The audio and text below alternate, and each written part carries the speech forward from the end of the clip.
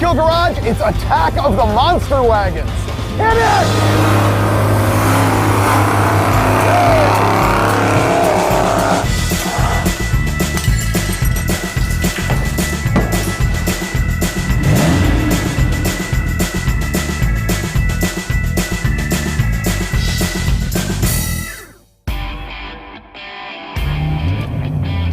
Ah, yeah, the wagon episode.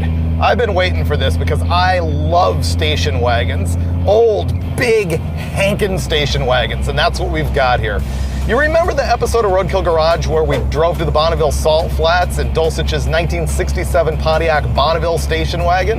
Well, we're gonna go head-to-head with that wagon versus my new 1968 Chrysler Town and Country. It's gonna be super cool. And we're gonna show you like some of the basic mechanicking and things that you need to do when you get your first old car, and how to do it for cheap and have a whole lot of fun driving vehicles in ways they were never meant to be driven. So this is gonna be station wagon fun, station wagon shootout.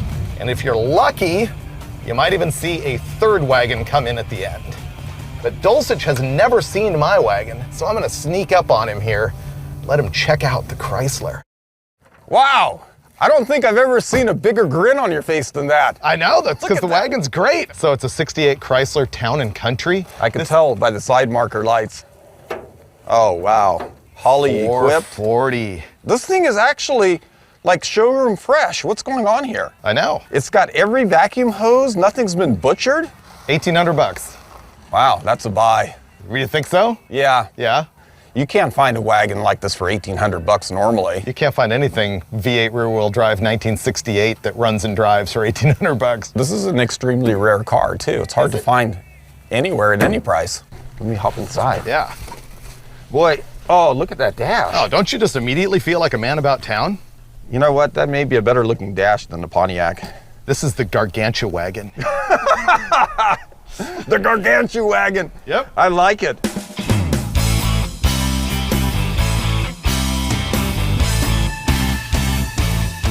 Freiburger's wagon is pretty nice, but I don't know. I'm not convinced that it's prettier than the 67 Bonneville. I mean, look at that stylized front end. And this thing just cruises. The B-body GM car is really hard to beat. Maybe when I go for a ride, I'll be convinced, but right now I'm sticking with the Pontiac.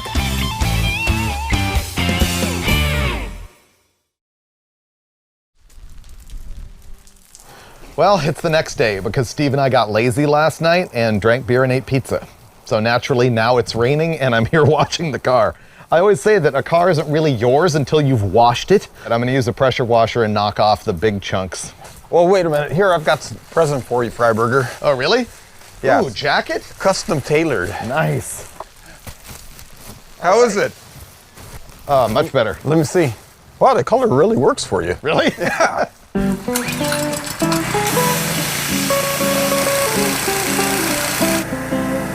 Wow, no rust in the rear window channel. Usually wagons are all rotted right here. Oh man, Dulcich, this thing would come to life with a Comet wash. Look Really? at that. Oh, yeah. Wow. So the Freiburger Comet wash is like kind of a thing. Basically, you take a scrubby sponge and Comet, mildly abrasive, bleached kitchen cleaner, and you go over the car with it, and it'll take off like a lot of light rust stains like this. It'll still have patina, but the rot will be gone. You could take that now, and actually, if you really wanted to go to town, you could cut and buff that, and it would be shiny again. I mean, it's gonna dry and be dull as a chalkboard, but that's still really good. What do you want to start with? I'm gonna concentrate on fixing the air cleaner because the air cleaner was made for the small neck, 4-barrel AFB carburetor, and this has a Holly with the larger neck. Yeah. So rather than throw away the air cleaner housing, I want to modify that. Okay, since you're starting on the engine, I'll start on the tune-up. Okay, beginner basics about spark plugs. So we're looking at this spark plug, analyzing what's going on in that cylinder, and basically it's got a black soot all over it. It's dry, so we're deriving that to be running incredibly rich, probably because the choke doesn't work. Yeah. When you go to put your new spark plugs in, it's a good idea to look at them and make sure that they're actually the same.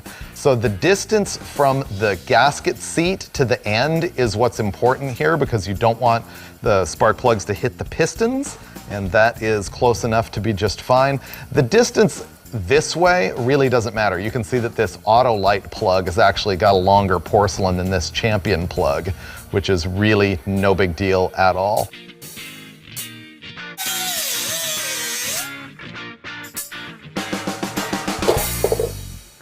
That's a fit. Next, I'm looking at the condition of the distributor, which on this old car has got points. So the way this works is this shaft inside the distributor spins around and around and around with the engine rotation. And one of the things that it's doing is spinning the rotor, which is distributing the spark to all of the different terminals inside the cap. The other thing that we've got going on here is this 8-pointed lobe. Each one of these high spots on the lobe represents one cylinder in the engine, and as the distributor rotates and that high point goes past these ignition points, it opens them, and when it opens them, it collapses the electric field that's been building up inside the coil, and that's what sends the spark around. But the problem is, every time that set of points opens, there's a little tiny spark and there's like a little bit of metal transfer, and sometimes these two contacts can be junk. And that spark that happens in there is partially absorbed by this condenser right here. So you just want to check the condition of all this stuff, and surprisingly, these are in perfectly good shape. And the last thing I want to do inside the distributor is see if the bearing or bushing inside the housing is wasted, and it looks to be pretty good. Sometimes you can grab this shaft and it'll move even more than this one is, and if that happens, your ignition timing is going to be way off because everything's just flopping around in there. In fact, it might not even be opening the points all the time. So there's more than you needed to know about antiquated ignition systems.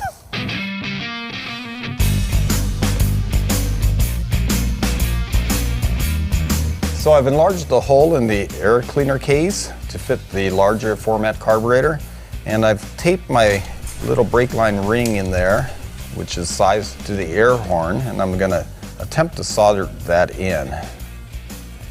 The key when you're trying to fill a hole with solder is not to overheat it. If you overheat it, it'll just fall right through the hole that you're trying to fill. Oh wow, look at that, that was a good one. It's kind of like soldering an old school brass radiator. I'm sure all of you guys that used to work at radiator shops would know exactly what I'm talking about. Spark plug wires are done, and I only had to use one black mismatched colored wire, so that's not too bad. The advantage of fiddling with stuff, like putting in spark plugs and making wires, is you notice other things. For example, earlier we caught that the electric choke was not actually connected, and so the thing was running bad. And I noticed that the prior guy had put on this clickety-clack electric fuel pump, no doubt because this mechanical fuel pump was dead, which is a good field fix, except for the fact that it is powered on the positive side of the coil. That's where it's getting its 12 volts, but it's actually not, because on a Chrysler, the ignition system goes through a ballast resistor, which is over there on the firewall, and it's going to cut that down to, what would you say, Steve, 9.5? Something like that? Maybe even less. Maybe even less, and so the fuel pump's not getting everything that it should be getting, and so I'm sure I can go scrounge a brand new used big block Mopar fuel pump from the stash of Steve Dulcich. You can have a look in the Shed of Doom. I think I've got some fuel pumps in here, so finally.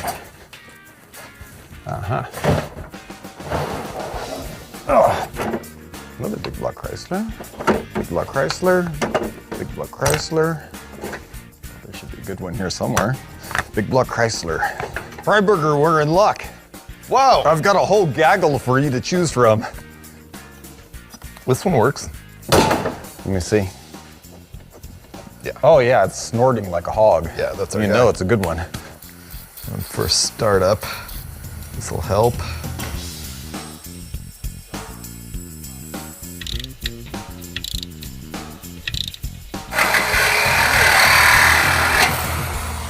Wow, that was loud.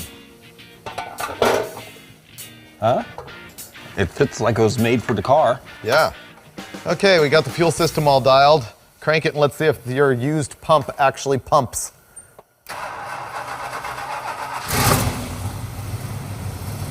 It's pumping! Really? Still has a miss. Does it have a big vacuum leak? Well, yeah, that's a guess, and it's also at 0 timing. Here's a trick. We're looking for a vacuum leak, so I'm gonna spray this flammable liquid all the way around the carburetor, and when we hear the tone of the engine change, then that's going to tell us where the leak is.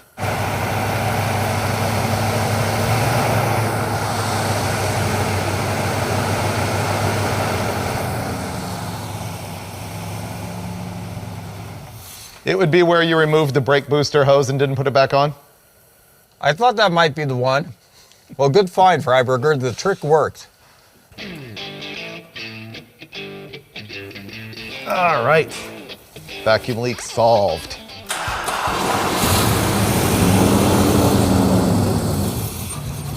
Bingo! Really? Look how much better it runs already. Oh, no, it runs like a top. Are you kidding me? So Steve's gonna fix one vacuum port. I'm gonna throw some battery cables on this thing, and I think we're gonna hit it for the night. It's freezing in here. And come back tomorrow morning and check the brakes and hit the road.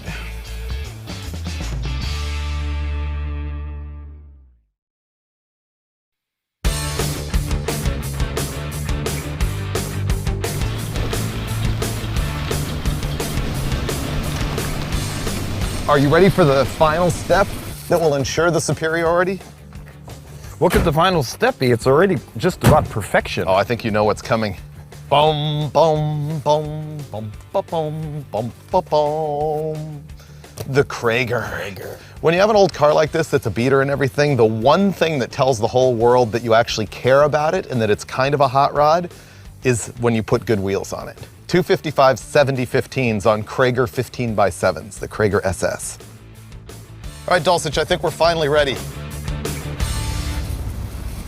Ready? Yeah.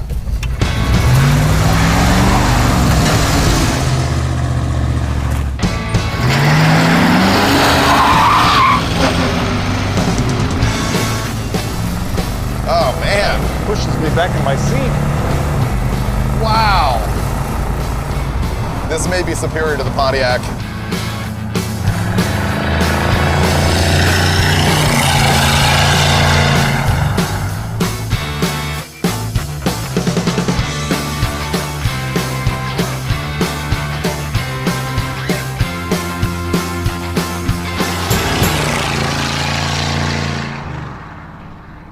You ready for undeniable power?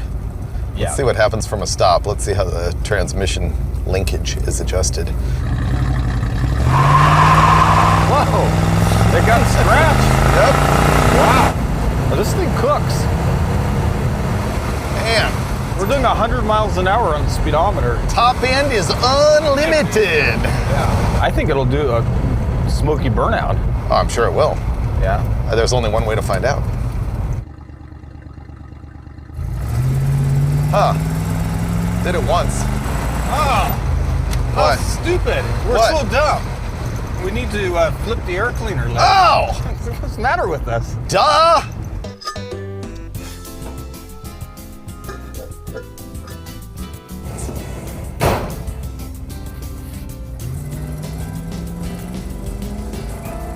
Should we give the burnout one more attempt right here? I really don't think it's gonna happen. I think it will. Do you have to drop it down to first? Okay, there's first. I'm gonna try and, Holy Lord. there we go. What were you saying about the burnout? There we go. Okay. What happened? I think that's a broken motor mount. That's what it sounded like. I was goosing it back there and it sounded like the fans hitting the radiator shroud, probably the air cleaners hitting the hood. Oh! What? Yeah, I'd say that's confirmed. Oh. So much for my factory shroud is shredded. Oh, that sucks. Yep. Try it. Oh! That's real bad. So as you saw, the motor mount's broken, which is the exact same thing that happened to Steve's wagon when we were driving to Bonneville. I think we could hit some Brodies anyway. Really? Yeah. Well, now that the fan shroud's out of the way, it shouldn't be a problem, No right? problem at all.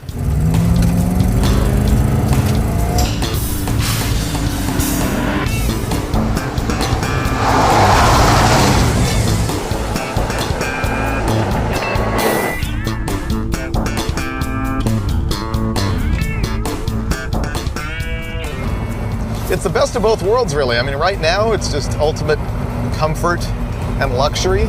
And the convenience of all the power features. Yeah, and then just at the drop of a hat, it becomes a dirt track car. Yeah? You haven't noticed that? No. Wow.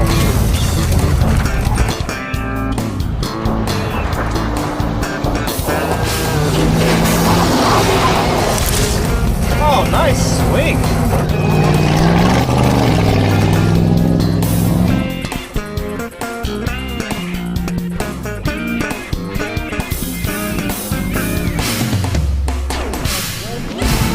Oh, that was pretty good. Wow, it floats through those maneuvers like a 70s superhero cop show. Of course it does. So now how do you feel about the Bonneville's odds? I don't know, I'm feeling a little bit of anxiety now because the Gargantuwagon is a lot more than what we started with. Oh, I know. It is gargantuan performance.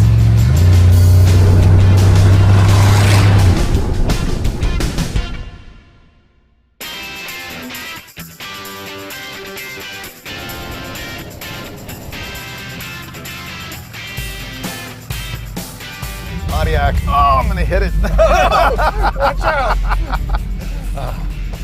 You have no concern for my wagon. I have no brakes. This will go well.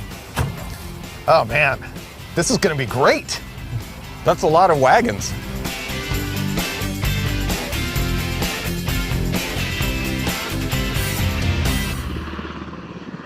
We're out here at Camarillo Airport in California, our favorite abandoned runway where we come out here to thrash on stuff.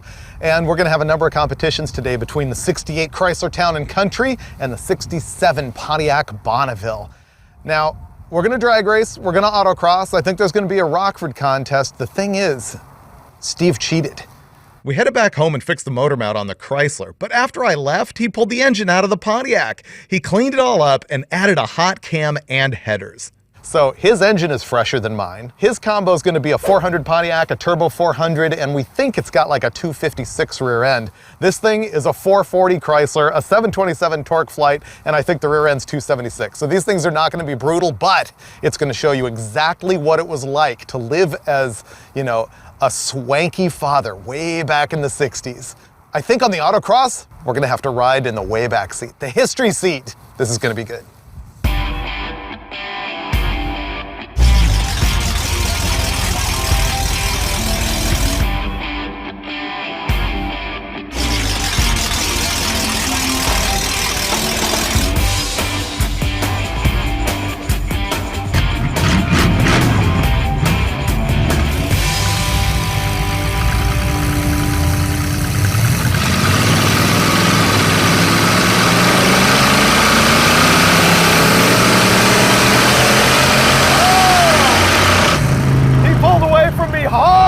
Oh, I got gypped. Wow, you would have beat me if you didn't give me the jump. I don't think so, because you started pulling away from me. Really? Yeah, let's go again.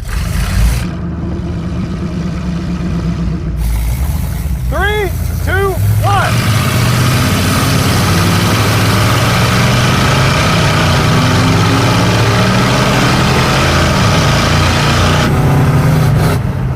So it all depends on the leave. I guess they're pretty well matched. I think he starts to freight train me on the top end, though. I have to win this one or it's all over. Okay, ready? 3, 2, 1.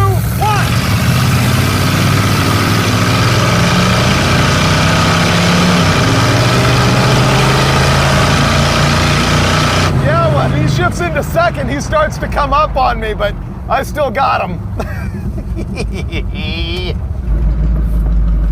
Victory! So it's funny, I can see him in the rearview mirror, and when he hits second gear, he starts to accelerate and pull up on me, but I completely got him in first gear. I guess I've got the low-end torque and he's got the high-end power. But Chrysler wins, best 2 out of 3. You know what I want to find out, though? Is the Chrysler actually bigger? Is the Gargantuan huger than the Bonneville? We got to park them nose to nose and find out.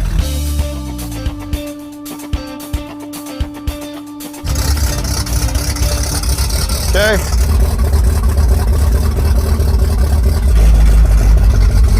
We're off a little bit, but that's about the difference that it's sticking out over here. They're pretty much the same. Yeah. All right, let's go length.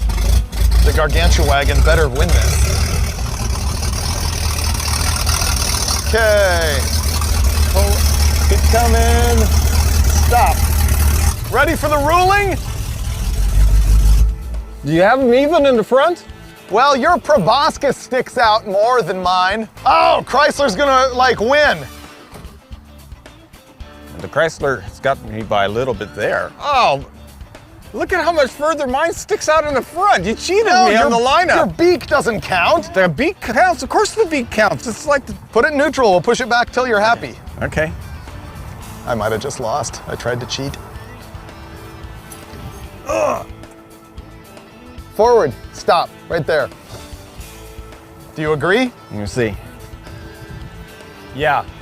It's only because of your garish styling element that it might be longer. They're exactly the same. They're exactly the same. I wonder if there was a legal limit in 1967 and 8 about the size of wagons. Exactly. What's next, Rockfords or Autocross? Autocross. Autocross? Yeah. Okay.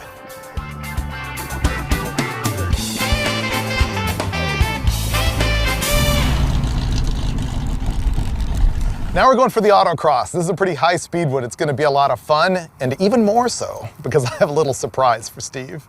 I'm gonna make you ride in the way back. No way. Yes. All right, well, you have to set it up. It'll be like when we were kids. Yeah. You know, riding in, I always called it the history seat, because everything you see has already happened.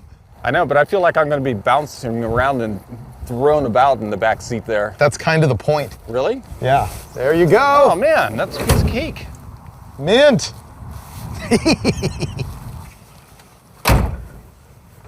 How do you feel? I feel like I'm about 10 years old. Do you have your phone ready? Because you have to time me too. Really? Yeah. Okay, you ready, Dulcich? Timer is ready. Timer's ready? Yes. You're gonna barf. It's a little disconcerting from back here. Is it? Yeah, because I can't see what's coming up. Okay. Wow, this thing's a rocket! Whoa! Whoa!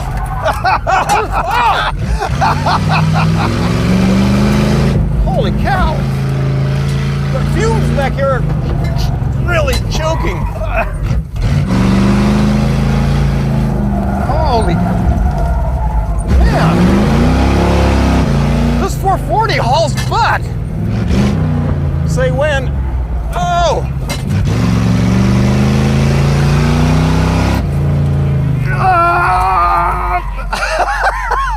Wow! I need to go again now that I have practice. That was actually pretty good. I got lost a couple times. I can be faster. 48 seconds and 48.8.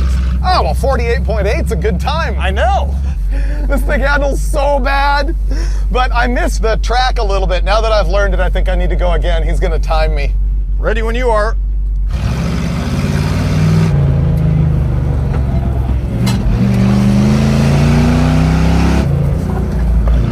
Oh, it's sliding everywhere. Oh! Oversteer. Oh! Through the turn. Driving this thing like a freaking maniac.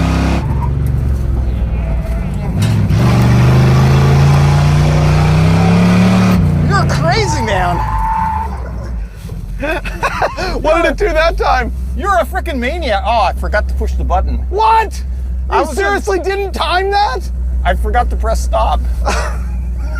I would say that was 47. I'm sorry, I just forgot. Does this mean we have to go again? Yeah, I was just so distracted. Are you going to remember to time me this time? Yeah, when you get to the end, shout out because I can't even see the finish line. Okay, third and final round with the Gargantuwagon. Ready? Yeah.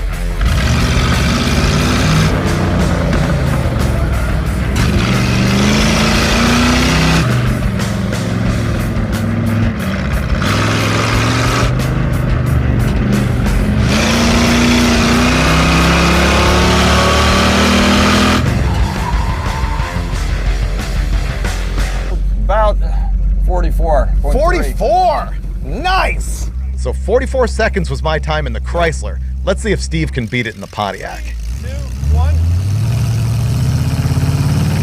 Oh, this is weird.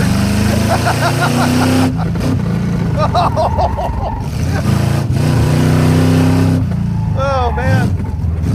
It's like Drunk Dad in 1967. I feel like I could star in Mad Men. Ooh, he's doing pretty good. One more turn. Uh-oh. I hit a cone. That was good, man. I handled that like a boss. Oh, understeer. Oh, fail. That was a disaster. Steve took 2 more laps and ended up not being able to beat his first lap time of 47.6. Slower than the Chrysler. I don't really know what's worse here, Steve's driving or the Bonneville's handling. Roll down the window, I'm gonna barf. Freiburger. I'm seriously gonna heave. Are you serious? Well, I'm glad you didn't blow chow in my wagon. And that was my idea. Ready for Rockfords? Yeah. The reverse 180? Wow, you get some speed going. Not bad. That's how it's done. No e-brake action either. Oh no, you're not supposed to use the e-brake.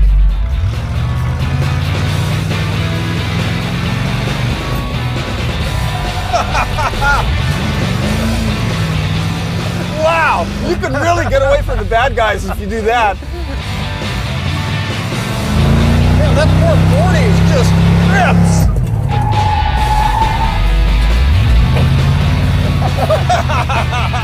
Well, that was fun, but we knew we couldn't end the showdown without an appearance by the most famous wagon in the Motor Trend fleet.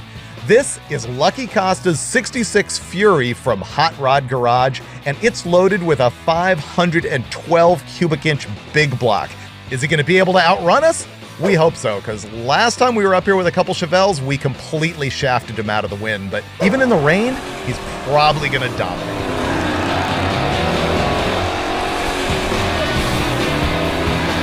Oh, look at that perfect grip. Wow. Sorry I'm late. Nice entrance. Yeah. That was awesome.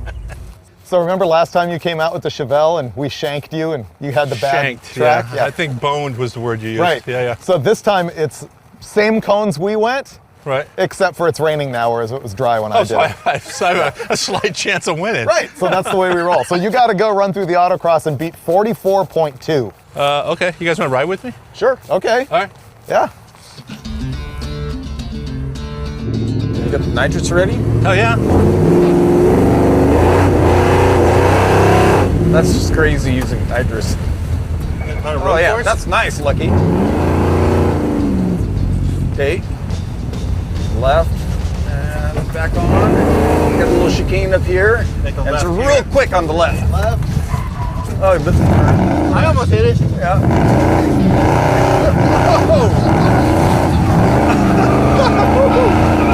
Is the clock still running? Yeah. Man, you're killing it. One more. Just nailed this one, and you've got it. Once again, Roadkill Garage shafts Lucky out of the win, but this time it wasn't our fault. He had to run the autocross in the rain, and that is a lot of power to control. But he's going to have another shot, because the final event is the three-way heads-up drag race.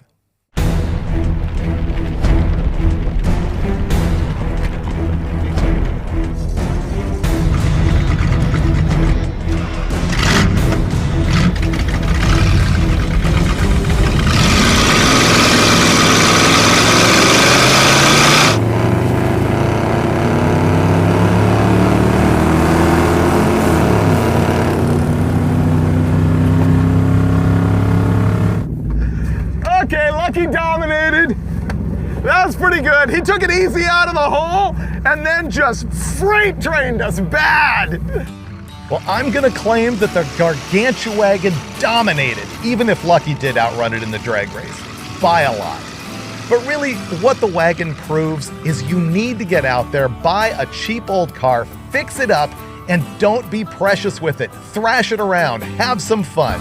because that's what Roadkill Garage is all about. This thing has so much headroom that it's got its own greenhouse gas effect. Yeah. How's your luxury? Without question. It's just, you know, if we had a butler, that's all we would need.